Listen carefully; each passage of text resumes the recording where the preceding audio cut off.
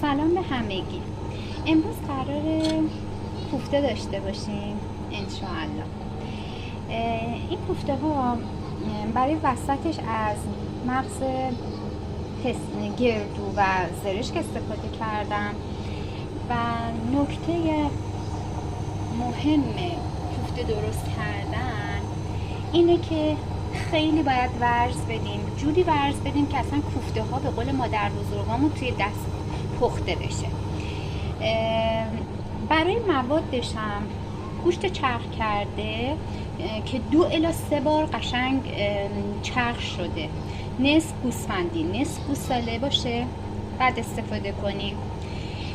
لپه که میپزیم میکس میکنیم حدوداً 1.5 لیوان، برنج 1 لیوان که اون رو هم جداگونه میپزیم، به اضافه سبزی کوکو هست، سبزی کوفته هستش که شامل تره، جعفری، گیشنیز، شبت، یه مقداری ترخون و مرزه که من ترخون و مرزه خشک داشتم به سبزی فریز شده هم اضافه کردم. همه این مواد رو با هم میکس کردم، ورز زیاد دادم.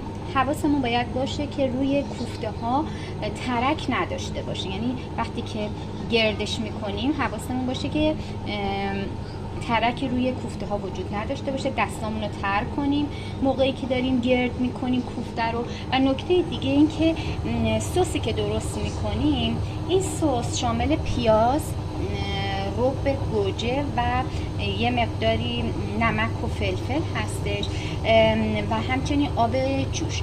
باید حتما بذاریم آب به جوش برسه، یعنی قل و قل بکنه، بعد کوفته ها رو داخلش بذاریم.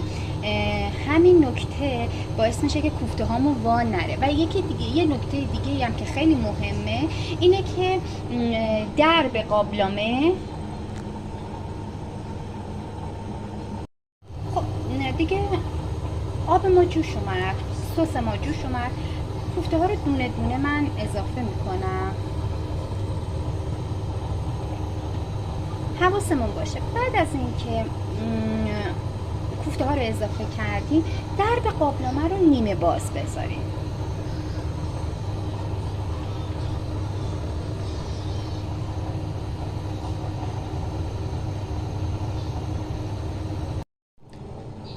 آماده شده کوفته های ما هم بشه.